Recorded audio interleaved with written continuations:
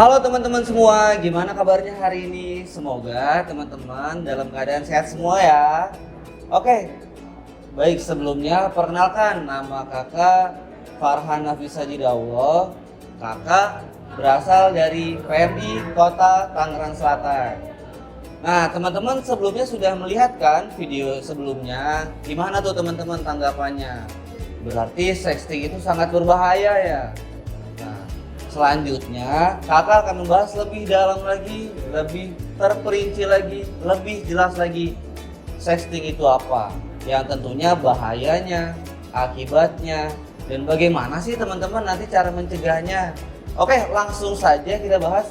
Yang pertama, akibat dari sexting, yaitu perilaku seksual beresiko. Bisa bayangkan teman-teman melakukan perilaku seksual beresiko dan ternyata itu kegiatan yang memiliki potensi sangat besar untuk negatif ke depannya untuk teman-teman semua.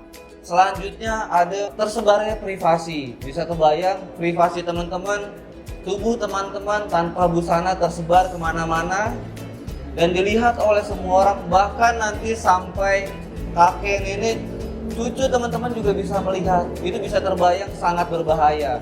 Kemudian yaitu tentunya pornografi. Nah ini adalah salah satu kegiatan pornografi yang tidak baik dan ini sangat berbahaya buat teman-teman semua. Lalu ada depresi karena teman-teman videonya tersebar, fotonya tersebar, dan akhirnya teman-teman bisa terjadi depresi, mulai dari teman-teman tidak mau bersekolah, beraktivitas sosial, bahkan berbicara sama teman-teman sebayanya, teman-teman malu. Dan yang terakhir yaitu kejahatan online. Jadi ketika teman-teman melakukan sexting ini termasuk sebuah kejahatan online dan teman-teman bisa terkena sanksi karena adanya undang-undang ITE. Dan selanjutnya yaitu dilakukan pencegahan sejak dini. Yaitu yang pertama yang teman-teman bisa lakukan yaitu pertama edukasi. Nah, ini bukan tugas kakak aja, ternyata ini tugas teman-teman semua untuk melakukan edukasi ke teman sebayanya, bisa ke adiknya, bisa ke teman tongkrongannya di rumah, bahkan bapak ibunya pun bisa teman-teman edukasi. Kemudian kampanye publik. Nah, kampanye publik seperti apa sih? Mungkin teman-teman bisa pasang poster di lingkungan sekolah, di lingkungan rumah. Nah, ini ternyata tugas siapa? Tugas teman-teman semua. Selanjutnya, peningkatan pengawasan teman di sekolah. Kalau misalkan teman-teman melihat sudah ada di lingkungannya yang berpotensi melakukan hal tersebut, nah ini tugas teman-teman semua untuk mengingatkan, mengawasi. Bahkan ketika sudah terjadi, teman-teman harus bisa menegur agar tidak kelewat batas, karena ini sangat berbahaya. Padahal ini hanya hal sesuatu yang sepele, tapi berakibat panjang sampai tua nanti. Kemudian untuk pencegahan berikutnya, pendidikan keagamaan. Nah, buat teman-teman semua yang ada di sekolah, jangan lupa diikuti untuk ekskul keagamaannya, ditingkatkan keibadahannya, keimanannya, dan itu harus teman-teman imbangi. Kemudian yang terakhir ada kebijakan sekolah. Nah, di sekolah teman-teman sudah ada belum yang mengatur tentang sexting tersebut? Kalau belum, nah ini tugas teman-teman semua untuk mengingatkan sekolah.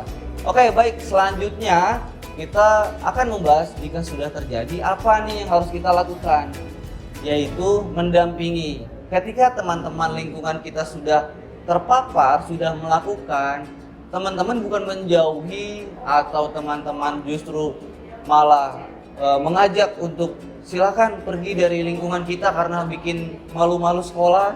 Nah, tidak seperti itu. Ternyata walaupun seseorang memiliki masa lalu yang buruk, teman-teman masih tetap harus mendampingi. Seperti apa? Karena mereka masih punya masa depan. Tidak ada yang tahu ketika mereka telah melakukan sexting, ternyata kedepannya bisa jadi menteri, bisa jadi presiden, bahkan bisa berpengaruh dalam dunia. Kemudian memberikan support. Seperti apa sih support tersebut? Nah, teman-teman bisa melakukannya dengan ayo kita berkegiatan hal-hal yang positif. Ayo kita perbanyak aktivitas yang positif. Mulai mengikuti ekskul-ekskul di sekolah, terus aktif di lingkungan sekolah. Nah, ini tugas teman-teman semua untuk mendampingi agar mereka tidak merasa malu, harga dirinya tidak rendah, dan mungkin mereka yang melakukan tanpa ada pendampingan mereka akan merasakan dirinya bahwasanya tidak berguna lagi. Nah, selanjutnya peran teman-teman sekolah dalam pencegahan tersebut seperti apa sih? Nah, salah satunya yaitu sebagai konselor. Teman-teman harus bisa memancing di lingkungannya agar terbuka dengan teman-teman. Ketika mereka bercerita, ketika mereka curhat dengan teman-teman, bagaimana caranya mereka curhat seterbuka mungkin sehingga teman-teman memahami permasalahan di lingkungan kalian itu seperti apa sih. Dan selanjutnya ada edukator. Tadi yang seperti kakak bilang, teman-teman harus bisa mengedukasi teman-teman lingkungannya. Kemudian pengawas. Nah, teman-teman mengawasi. Kalau ada yang ingin melakukan, teman-teman bisa mencegah. Kalau teman-teman melakukan, teman-teman bisa mensupport agar mereka tidak putus asa, karena banyak sekali kejadian bunuh diri. Kemudian yang terakhir yaitu membantu membuat kebijakan di sekolah. Seperti apa sih? Misalkan ibu baiknya di sekolah ada aturan nih yang mengatur tentang penggunaan handphone. Misalkan saat jam belajar teman-teman tidak boleh menggunakan handphone.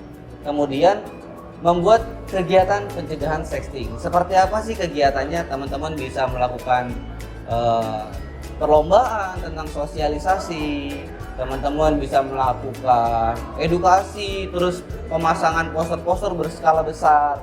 Baik, itu yang bisa kakak sampaikan. Semoga teman-teman bisa pahami dan teman-teman bisa edukasi ke lingkungan teman-teman semua.